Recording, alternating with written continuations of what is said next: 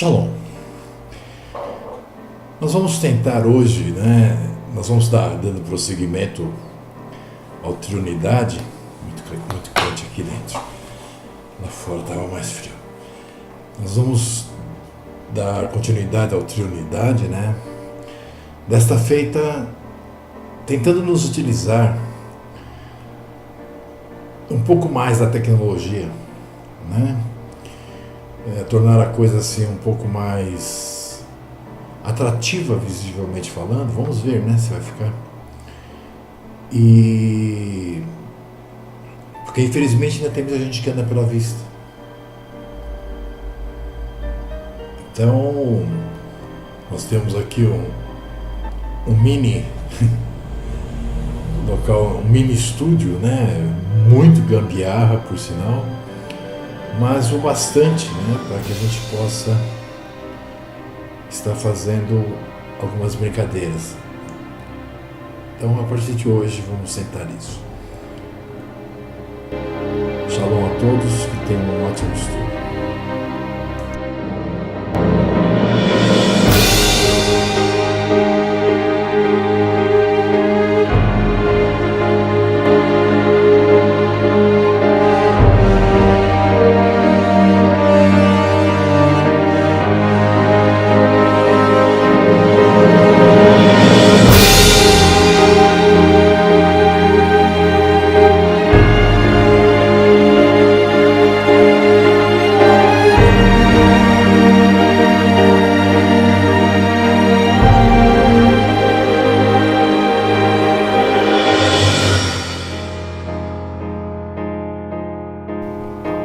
Então, conforme já dito, nós iremos fazer a segunda parte de Triunidade. Nós vimos que teve uma repercussão muito grande a primeira parte, pelo fato de que muita gente, eu fiquei muito feliz com isso, muita gente entendeu que às vezes o texto é correto, mas a forma como ele está disposto, a forma como ele está escrito e a forma como ele é interpretado e ensinado pode levar as pessoas a outras ideias, a outras doutrinas, Como dizia Shaul, a ventos de doutrinas, Se alguém vier e lhe ensinar alguma coisa diferente disso que estou lhe ensinando, que seja anátema. E isso nos preocupa muito.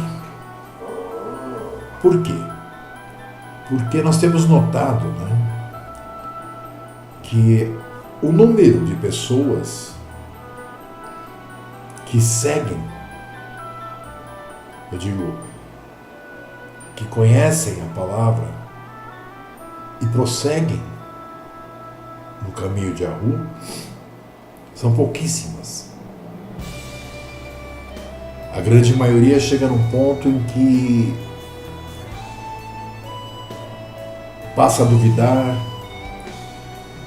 A grande maioria chega num ponto em que aquela bavel que existe no coração dela bate mais forte do que a verdade. E assim acaba se perdendo novamente, achando muitas vezes que não está perdido. Porque muitas vezes acredita que está seguindo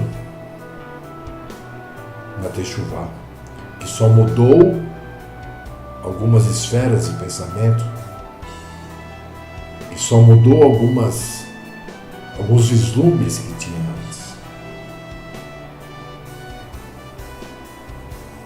E como a cada dia surgem mais doidos por aí,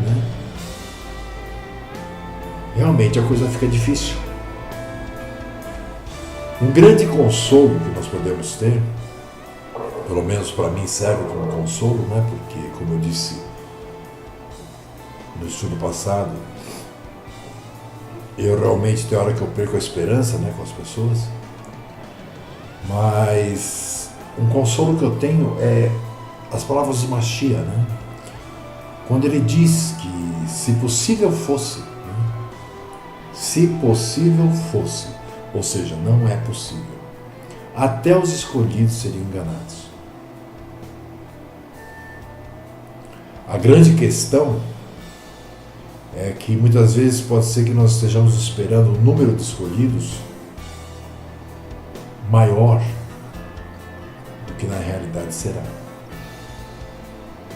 Porque nós temos que lembrar que desde Adão e Eva para cá, sempre houveram aqueles que esperavam pelo descendente da mulher.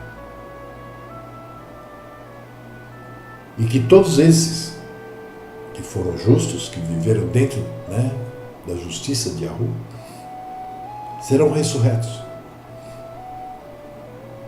Então não é que serão poucos em número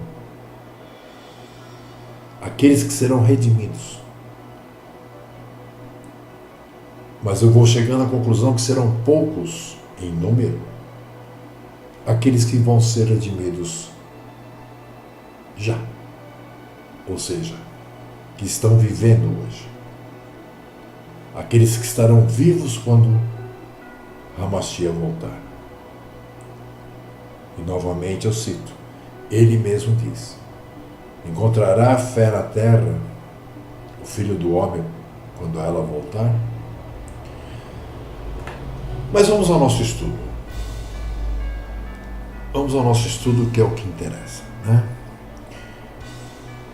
Trinidade, parte 2. Hoje nós vamos estar fazendo o seguinte: nós vamos estar verificando alguns motivos pelos quais Yahushua não pode ser a mesma pessoa que Yahu. E nós vamos começar demonstrando que para dizer isso e para comprovar isso, adulteraram e muito os escritos. É como eu digo, muita coisa a interpretação modificou. Mas muita coisa foi acrescentada, muita coisa foi, feita já com o pensamento em que aquilo comprovasse a mentira. E um dos textos fundamentais que nós vemos aí para os defensores da doutrina da Trindade, ele se encontra na primeira carta de Ahuanã, 1 de João, no capítulo 5, versículos 7 e 8. É interessante porque eu sei que esse versículo é apócrifo desde os anos 80. E tem gente que ainda hoje se utiliza dele, sem contar que as empresas que editam as Bíblias, que imprimem as Bíblias, têm muito mais conhecimento do que eu a respeito disso, mas continuam colocando para poder manter uma doutrina falsa. Nós vamos estar aqui fazendo uma pesquisa sobre 1 de João 5, 7 e 8. Nós nos baseamos no início agora, nós vamos estar nos baseando no que o Instituto de Pesquisas Bíblicas da Conferência Geral diz sobre esse texto. Porque nós sabemos que na tradução João Ferreira de Almeida, ele diz o seguinte: porque 3 são os que testificam no céu, o Pai, a Palavra e o Espírito Santo, e esses 3 são um.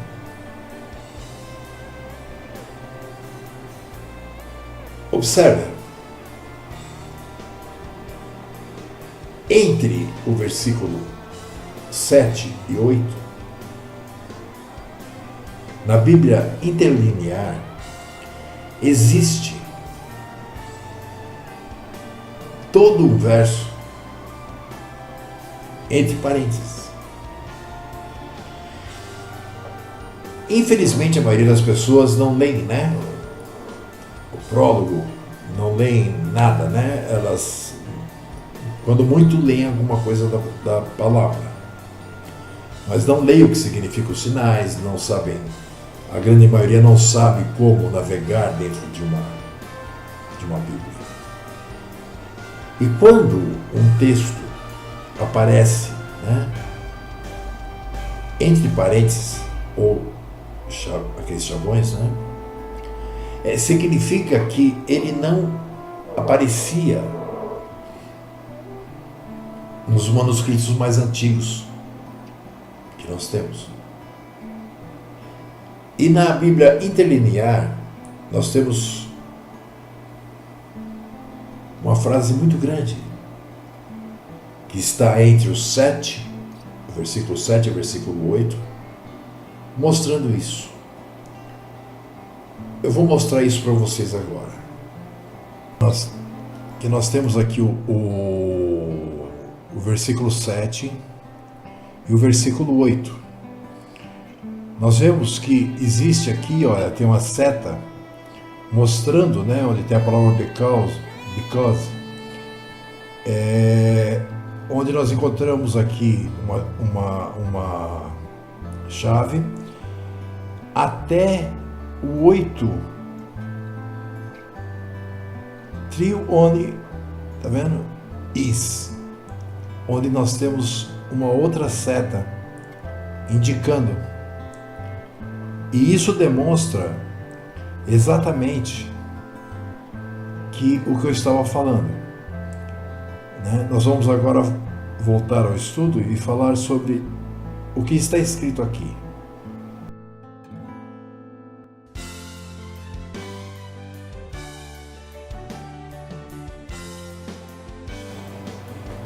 Então observe, meus irmãos, como nós vimos agora na figura, para quem não tem, é claro, né, um forte preconceito, né, ou formação trinitariana longamente sedimentada, né, com certeza o estudo sincero da palavra de Yahu lhe proporcionará 30 textos claros e diretos, onde nós estaremos vendo que existe um só Hu, ou Deus, como falam os pagãos, né? Vamos perceber que não existe nenhum suporte bíblico, né, para essa história, essa teoria de 3 em 1. Não há uma ordem na palavra que autorize, por exemplo, adorar o Espírito Santo ou orar para o Espírito Santo. A palavra trata o Espírito Santo como um enviado de Hu, o Consolador.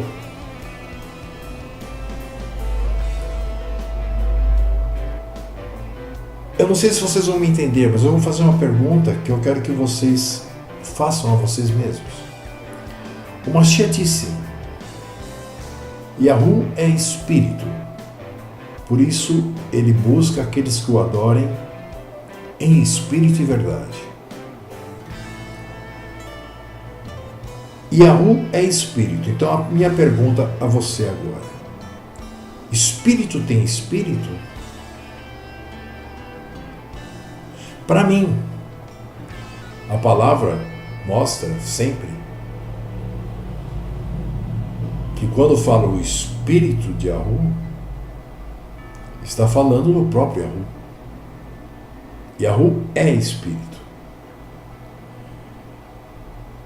Nós temos que entender, por exemplo, que o Espírito Santo não aparece na história dos remidos depois da volta de Yahushua. Eu não estou nem falando do Taná, eu estou falando do que vocês erroneamente chamam de Novo Testamento, mas que na verdade seria a renovação da aliança, né? Não aparece também pelos séculos dos séculos, né, de que trata o Apocalipse. E nenhuma vez aparece a palavra Espírito Santo. desaparece, né, totalmente.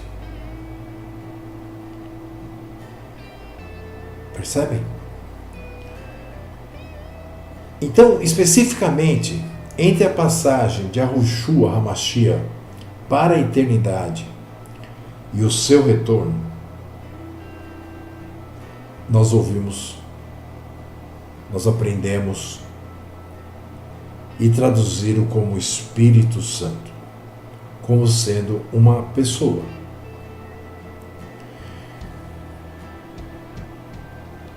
Observe que na palavra, que eu considero um livro só, né? Tem gente que quer dividir de Velho Testamento, Novo Testamento, isso não existe. Isso é papo de igreja, isso é papo da igreja mãe, querendo colocar a igreja no lugar do povo santo. Então, na palavra, se nós formos observar, não existe, nem antes e nem depois, sabe? Desde o início da palavra no Taná até o fim dele, não se fala em Espírito Santo. É esclarecedor, né, nós notarmos, por exemplo, que os Yarodim, os judeus, né, que o pessoal chama de judeu, não creem no Espírito Santo. Pois inexiste, como eu disse, no Taná, que é o Velho Testamento para muitos. Porque lá nós encontramos a expressão hebraica Ruach HaKodesh, que não quer dizer Espírito Santo, que quer dizer o Espírito de Santidade de Yahu. Não te modifica nada isso? Não, modifica tudo. Quando você diz Espírito Santo, a sensação que se tem que se trata de uma figura isolada a Yahu, e não o próprio Yahu. Quando se diz o Espírito de Santidade de Yahu, está se falando de Yahu. Consegue entender isso? Então, uma posição de Yahushua, né, como sendo Hu, é incompatível com a figura do advogado que defende o homem perante Hu, por exemplo. É incompatível com a condição de filho primogênito e único gerado. O que significa primogênito e único gerado? O primeiro e único que foi ressuscitado pelo próprio Hu, porque nós sabemos que no retorno do Mashiach ele irá ressuscitar os seus irmãos.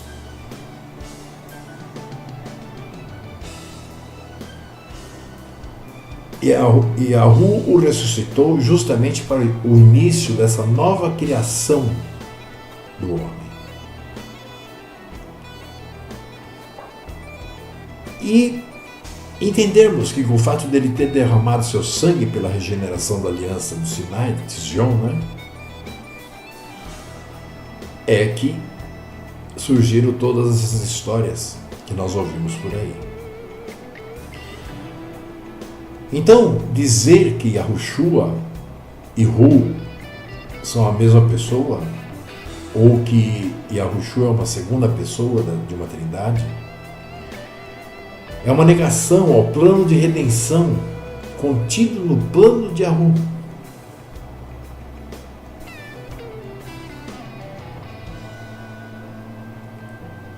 E como nós dissemos, né, na parte 1 do estudo, a intermediação de Yahushua entre o homem e Yahu desaparece também. Nós explicamos na primeira parte o porquê que desaparece.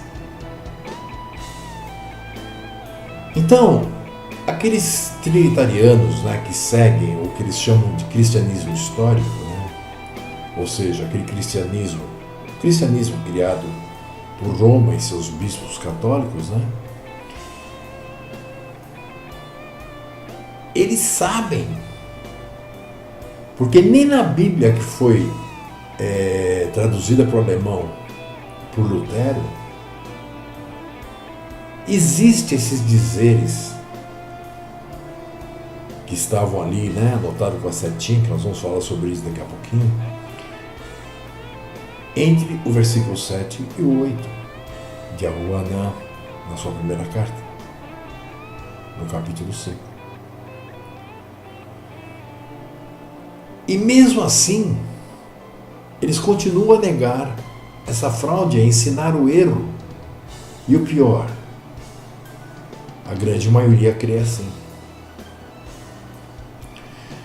Observe, Lutero omitiu, em 1 de João 5, 7 e 8, da sua tradução em alemão, né, um dos principais versículos na Bíblia usados para comprovar a existência da Trindade, que é 1 de João 5, 7 e 8. Ele fez isso porque não existe nos originais em hebreu ou nas cópias gregas. Observem, 1 de João 5, 7 e 8. E o Espírito é o que dá testemunho, porque o Espírito é a verdade. Porque três são os que dão testemunho: o Espírito e a água e o sangue. E esses três concordam. Percebem? Como não tem nada a ver, toda aquela parte que eu mostrei na figura que está entre os parênteses, não consta.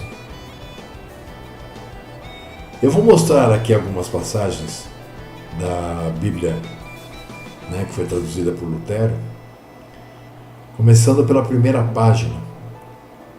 E nós vamos estar falando a respeito, né, daqueles parênteses e traduzindo o que nós encontramos aqui na Bíblia de Lutero. Ok? Tanto no versículo 7 como no versículo 8. Estamos vendo aqui na figura, tá? Nós encontramos o seguinte: tradução da Bíblia alemã, impressa em Viena, Áustria, pela Sociedade Britânica e Estrangeira da Bíblia, em 1965, dos textos originais de 1914, da Comissão Evangélica das Igrejas Alemãs.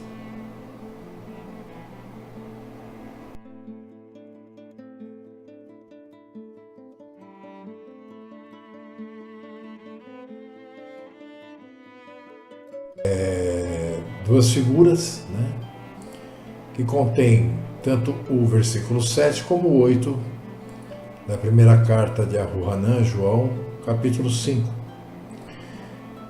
Nós vamos ler aqui a tradução que está aqui, e vocês observem que existe até no final ali do 8, que é curtinho, existe um parêntese e existe uma marca que nós vamos ver depois o que está escrito abaixo.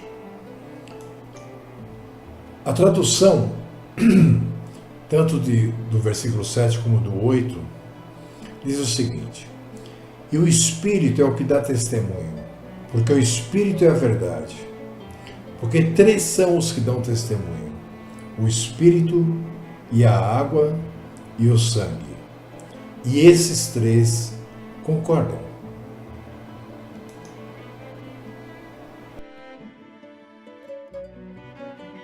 Ali tem o versículo 8, ele termina com parêntese, né? Nós temos aqui um asterístico, e logo abaixo nós temos em letras menores, né, o asterístico nos dizendo alguma coisa. Nós vamos ler já em português o que está escrito aqui nesse pedacinho. Diz assim: a evidência textual estabelece a omissão do fim do versículo 7 e do começo do versículo 8. Não aparecem as palavras: no céu, o Pai, o Verbo e o Espírito Santo e esses 3 são um, e 3 são os que dão testemunho na terra. O texto fica dos versículos 7 e 8, então, correto, como eu já disse, porque 3 são os que dão testemunho, o Espírito, a água e o sangue, e esses 3 concordam.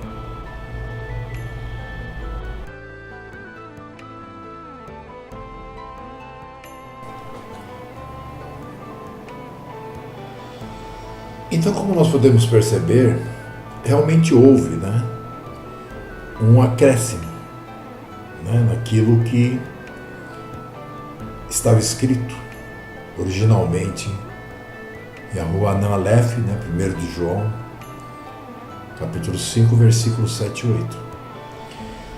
É importante também que nós tenhamos outras referências, a respeito.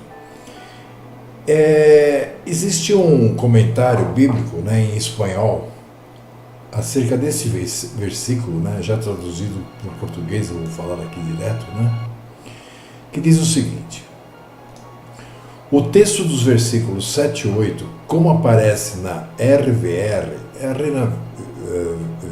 Reina, eu tenho aqui, Reina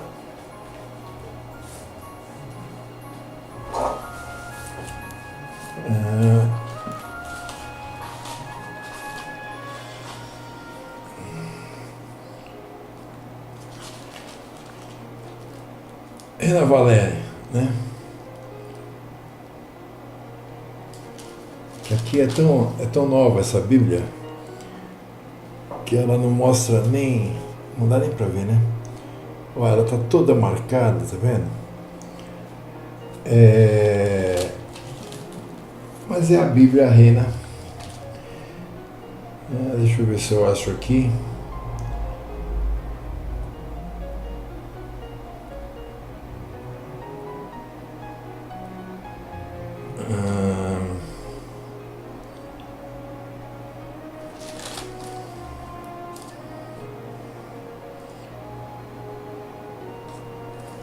Mas é isso mesmo. Aqui, inclusive, encontramos algumas coisas interessantes, porque diz que essa edição ha usado o sistema cronológico, dos distinguidos professores da Grace Theological Seminar, Dr. John C. Wimborne e Dr. James L. Boyer. Porque, mesmo assim, sendo difícil, ele diz aqui, determinar com exatidão as distâncias, entre as datas, o que aconteceu antes de Abraão. O Dr. Wickham, por exemplo, ele sugere o seguinte, que houve a criação de Adão entre 9.000 e 7.000 antes da Era Comum, o dilúvio entre 7.000 e 5.000, a Torre de Babel entre 6.000 e 4.000, e assim por diante. Eu só estou lendo isso, para ver que a Bíblia, ela, além da Bíblia, ela tem as referências, Então é importante que nós vejamos essas referências, para saber como pensam as pessoas. Por exemplo, hoje nós já sabemos que foram 3 períodos de 2.000 anos. Nós estamos no finalzinho do 3º período. Mas o importante aqui é a tradução, que diz o seguinte, que o texto dos versículos 7 e 8, como aparece, nessa escritura, não se encontra em nenhum manuscrito grego anterior aos séculos XV e XIV. As palavras mencionadas penetraram nas Bíblias do século XVI. Entre elas, a versão Reina Valera, que é essa aqui que nós estávamos observando.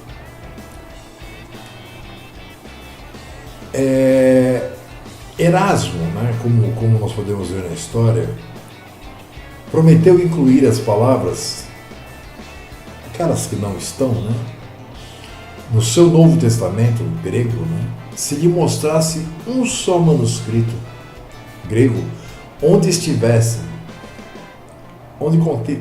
aquelas palavras, né?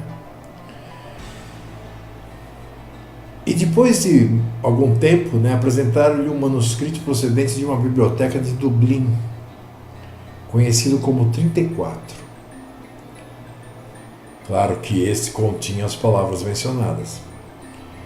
E como ele havia prometido, então ele acabou incluindo em seu texto essas palavras espúrias, apócrifas, né?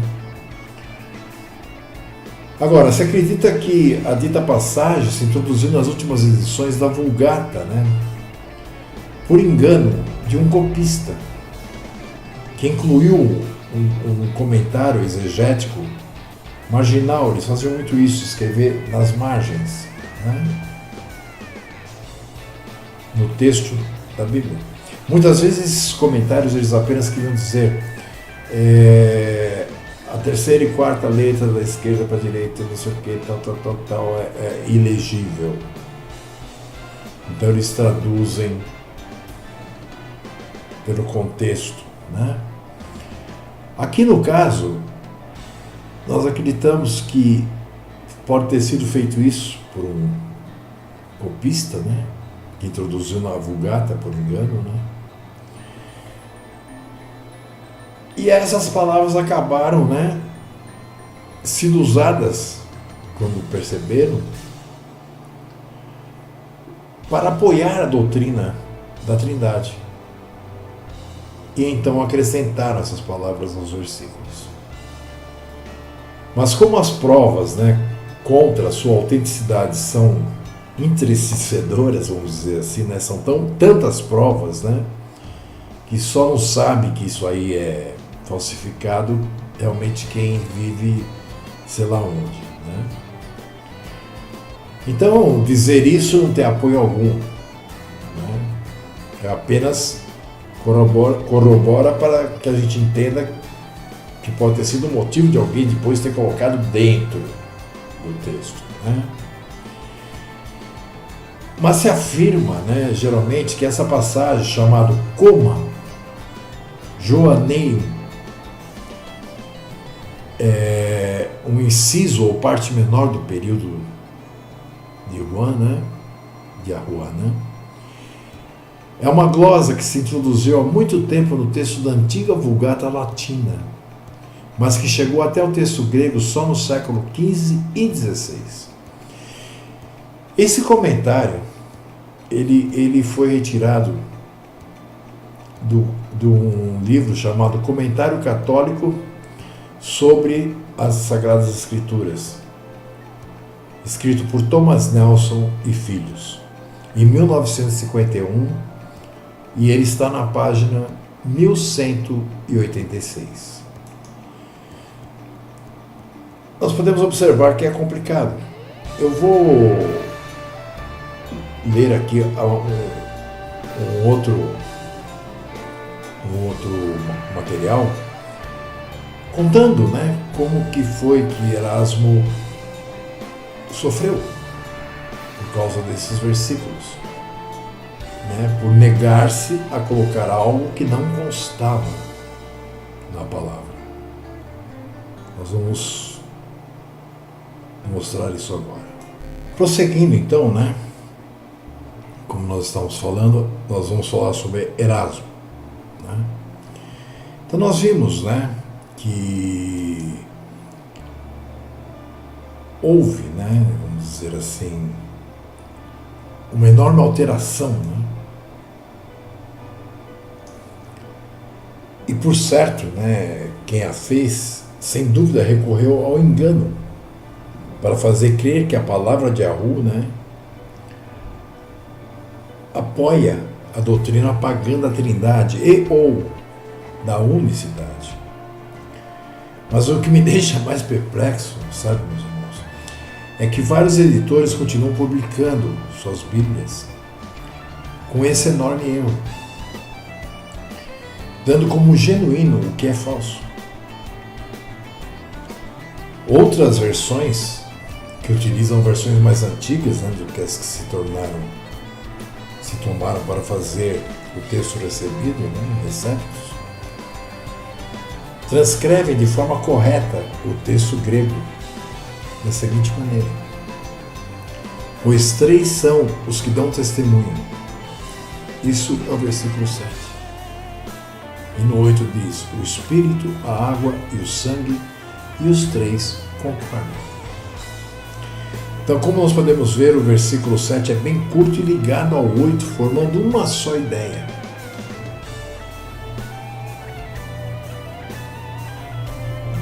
Bem diferente daquilo que estamos habituados a ver, onde está incluído o coma joanínico, né? Observem, claramente pode-se ver, né, que através dos séculos existiam mãos que tomaram a liberdade de alterar as cópias que fizeram, ocasionando com seu mau proceder, né, um dano gravíssimo àqueles que leem a palavra de Yahweh, pois ao ler essas alterações creem que são de origem divina e acabam sendo instruídos de forma errada, crendo na mentira. Porque não importa se a tradição aceita mudanças e as formas como boas, o que importa é ver como semelhantes mudanças, né, foram feitas e como isso pode se tornar bom, né?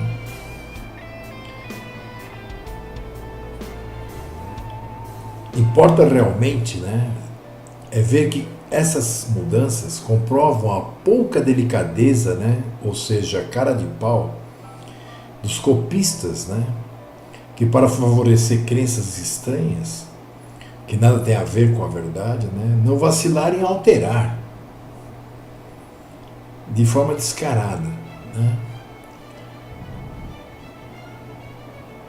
Isso deve ter lhes dado algum trabalho, eu concordo, porque eles fizeram de uma forma que muitas vezes, né, se não observarmos profundamente,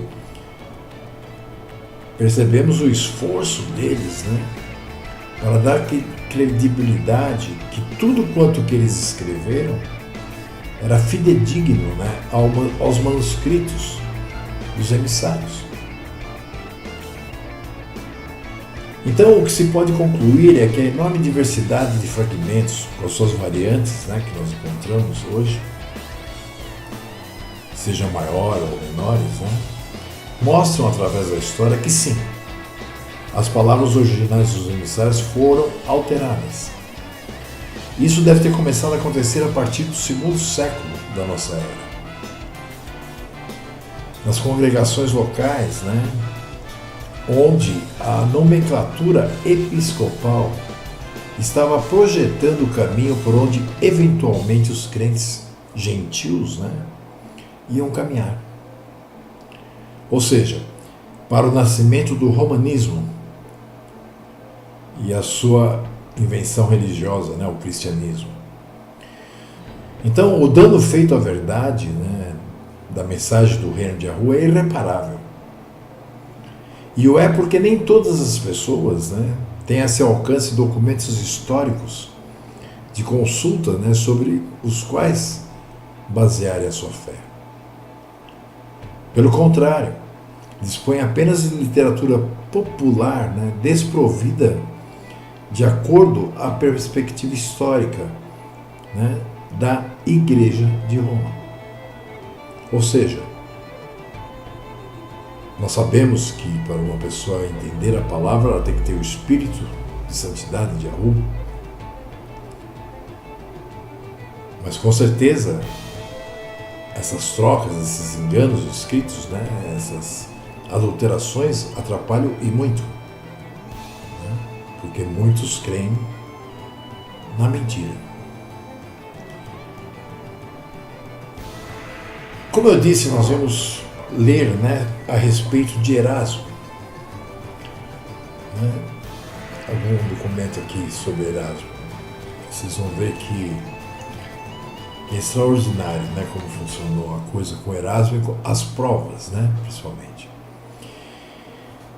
Porque existe uma verdade a respeito desse texto, a qual começa com a pressão, né, que se diz que a Igreja Romana fez sobre Desidério Erasmo, para que incluísse na terceira edição do seu texto grego, de 1522, o chamado Coma Joanino, ou Coma Joanneum. Diante dessa pressão, né, Erasmo teve que defender a razão pela qual o havia omitido, dizendo que os manuscritos que havia consultado não continham esses versículos, daquela forma que eles queriam que contivesse. Contudo, a pressão foi tanta, né, que ele acabou cedendo e incluindo na sua terceira edição essa mentira.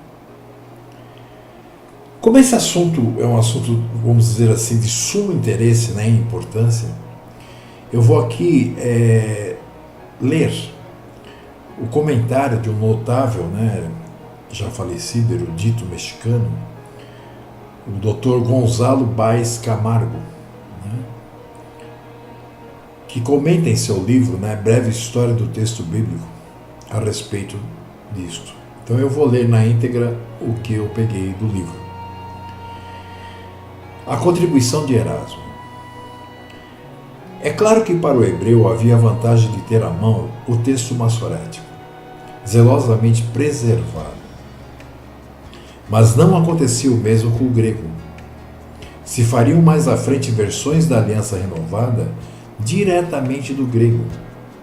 Era imprescindível que das inúmeras cópias então disponíveis surgisse um texto que servisse de base.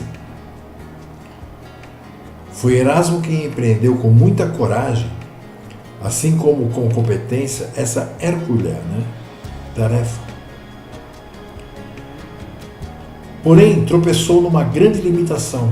Não pôde dispor de mais de meia dúzia de manuscritos, sendo que a maioria não era anterior ao século XII.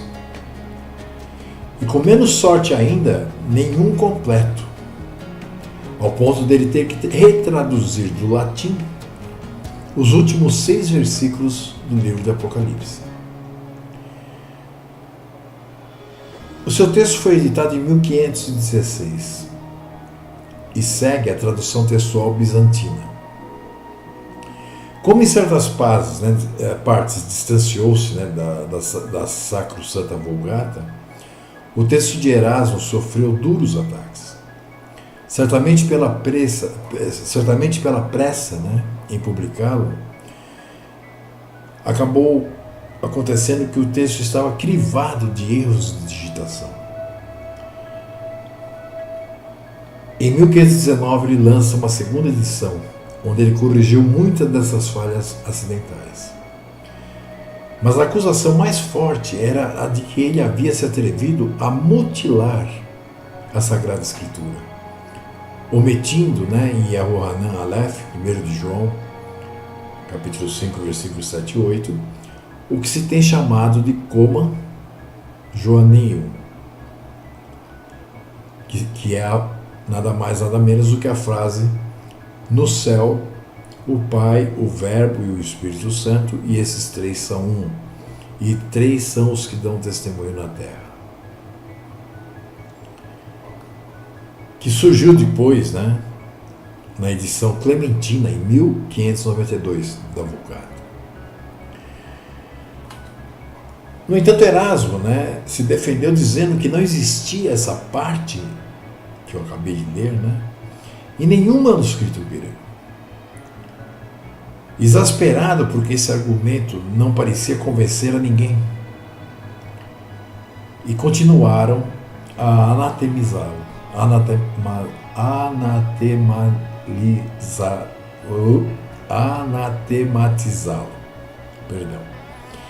Em um surto, né, de desgosto, então ele prometeu que se lhe mostrasse um só manuscrito grego que contivesse essa frase, ele a colocaria na próxima edição. Aconteceu que em 1520 apareceu um manuscrito em Dublin, que a continha. É interessante que até os dias de hoje isso ainda se ensina, né, no Trinity College, na Inglaterra. Erasmo, fiel à sua precipitada promessa, então, ele acabou, né, inserindo a frase na sua terceira edição de 1522. Porém, em uma apostila expressa, né, suas suspeitas de que esse manuscrito for uma falsificação feita com esse propósito. É óbvio, né? Surgiu um manuscrito. Na realidade, quando foram descobertos, depois de Erasmo, né, os grandes códices sináicos, Alexandrino e Vaticano, muito mais antigos, né, e autorizados, e foram examinados outros códices mais, tanto uniciais como de minúsculos, né, versões mais antigas, incluindo edições da Vulgata anteriores à Clementina, né, citações de padres notáveis, né, entre eles o próprio São Jerônimo, e leccionários, né, fica plenamente provado que o sábio e humanista holandês Erasmo não estava fazendo outra coisa a não ser suprimir, né, uma interpolação que tardiamente foi introduzida no texto latino, o Coma Joanino. E quanto a esse famoso Códice de Dublin, né, que foi achado, né, autoridades modernas como Handel Harris e C.H. Tamer, né, sustentam que a probabilidade que tenha sido forjado em Oxford por um franciscano de nome Froy ou Roy, que traduziu do grego a debatida frase que se havia introduzido na versão latina. Traduziu para o grego, na verdade, né? O Novo Testamento grego de Erasmo teve uma quarta edição em 1527. E esta foi a base das 3 edições do famoso editor hugonote, né, Robert Estienne Stephanus. Das que a terceira, né, de 1550, revisada e agrupada, né, de 15 manuscritos tardios, né, veio a ser a base de um texto grego que, sem declaração formal ou oficial de igreja alguma, né, chegou a ser considerado comumente como textos receptos, mas sem que persistisse, né, nessas versões a influência dominante da Vulgata. Contudo, em 1897, por exemplo, a Sagrada Congregação do Santo Ofício ditou que o Coma Joanneum era autêntico. E olha que interessante. Depois, em 1937, né,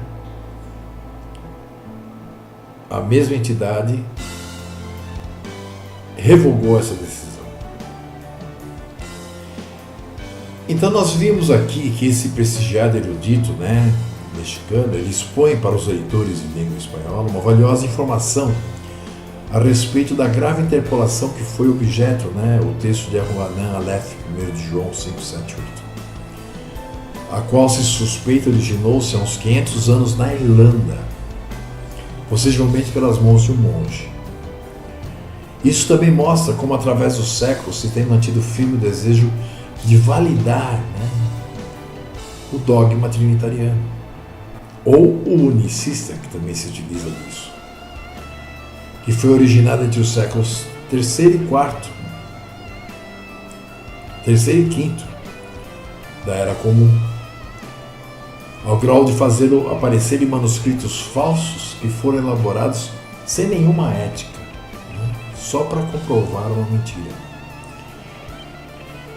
Então, concluindo essa segunda parte, né, pode-se dizer que a intenção de alterar partes chaves, né, de alguns versículos,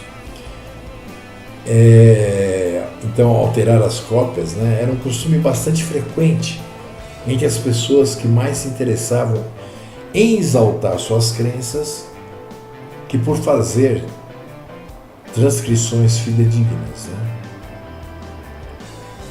Sendo assim, né, alguém poderia perguntar-se: que outras alterações têm sido feitas à medida que o tempo tem passado, das quais pouco se fala?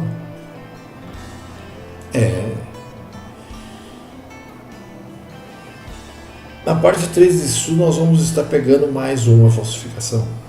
Não vou nem dizer qual. Tá? Para ver se de uma vez por todas, ficar claro, mesmo que não entendam, mas que fique claro que o dogma da Trindade é uma invenção. Então, meus irmãos, eu me despeço desejando... Vou desejar Boker Tov, são 4 horas e 27 minutos. E espero que tenham um ótimo segundo dia de trabalho, primeiro dia de trabalho, aliás. E que possa auxiliá-los em alguma coisa esse estudo, Eu falei tanto que acabei não usando nada, praticamente. Mas também é porque eu não tenho tempo de estudar o software, E eu estou indo aos pouquinhos, assim, tateando, E intuitivamente tentando descobrir o que ele faz. Eu sei que ele faz qualquer coisa, mas eu preciso descobrir como. E para isso eu tenho que, então, durante a gravação dos estudos, ir testando. Então eu me despeço desejando um ótimo dia para todos, na paz e Yahushua HaMashiach. Beijo na testa e no coração. Fui.